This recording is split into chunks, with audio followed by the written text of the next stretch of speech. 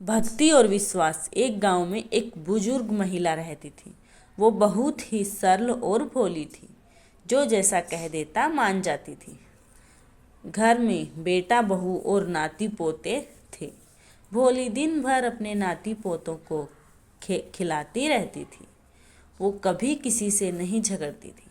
मंदिर रोज दर्शन करने जाती थी।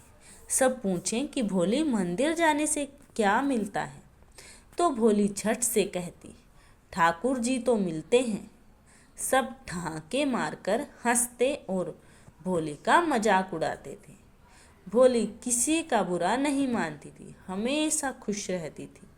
एक दिन मंदिर के पुजारी को किसी काम से बाहर जाना था।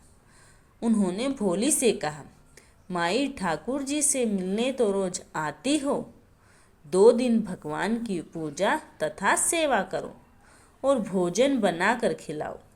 हमें जरूरी काम से बाहर जाना है, 2 दिन मंदिर में ही रहना अपने ठाकुर जी के साथ। भोली मान गई, बोली ठीक है, जैसा बनेगा खिला देंगे। 2 दिन की तो बात है, ठाकुर जी की बात थी, भोली कैसे मना करती। रोज मिलने भी जाती थी। भोली भगवान को मूर्ति नहीं, इंसान की तरह समझती थी। हमेशा पुजारी जी से कहती थी, आप बहुत काम करते हैं, भगवान को रोज नहलाना, कपड़े पहनाना और फिर खाना बनाकर खिलाना। भगवान से कह दो अपना काम खुद करें, दिन भर सजे बैठे रहते हैं।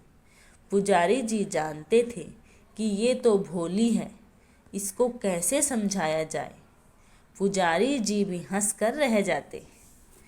पुजारी जी भोली को मंदिर की जिम्मेदारी सौंपकर चले गए। भोली ने बाल्टी पानी भरा और बोली, ठाकुर जी जल्दी आओ, अपने आप नहा लो। ठाकुर जी ने आकर स्नान किया और बोली, कपड़े पहनो जल्दी, और ये चंदन रखा है, तैयार हो जाओ। ठाकुर जी ने सब काम स्वयं ही कर लिया। भोली ने रसोई बनाई, थाली परोस दी और कहा, जल्दी अपने आप भोजन करो। ठाकुर जी ने भोजन कर लिया। फिर भोली ने सफाई की और फिर थक गई। फिर बोली, ठाकुर जी अब सो जाओ। ठाकुर जी सो गए और भोली भी वहीं बैठ गई। जब ठाकुर जी सो गए तो वो भी आराम करने कमरे में चली गई। इसी तरह 2 दिन बीत गए। पुजारी जी जब आए तो भोली से पूछा, हमारे ठाकुर जी की सेवा अच्छी तरह से की है ना। भोली बोली, हमने तो ठाकुर जी का बस भोजन बनाया, ठाकुर जी ने अपने सारे काम स्वयं किए, हम बूढ़े कैसे इतना काम करते। भोली बोली, हम थक गए हैं, अपने घर जा रहे हैं। पुजारी जी को भोली की बात पर विश्वास नहीं हुआ और बोले, भोली माई एक दिन और काम कर दो, फिर चली जाना अपने घर, हम भी बहुत थके हुए हैं, एक दिन आराम कर लें तो ठीक रहेगा। भोली किसी तरह मान गई। भोली फिर वैसे ही ठाकुर जी को बुलाने लगी, जैसे पहले बुलाया था। पुजारी जी छुपकर सब देख रहे थे। ठाकुर जी आए और अपने आप स्नान करने लगे। जैसे ही पंडित जी ने ठाकुर जी के दर्शन किए, उनकी आंखों से आंसू बहने लगे।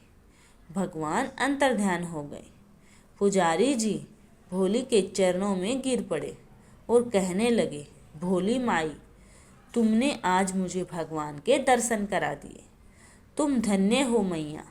मैं इतनी सेवा की, परंतु विश्वास की कमी थी, आज मेरी आंखें खोल दी तुमने। ऐसी है भोली मैया की कहानी।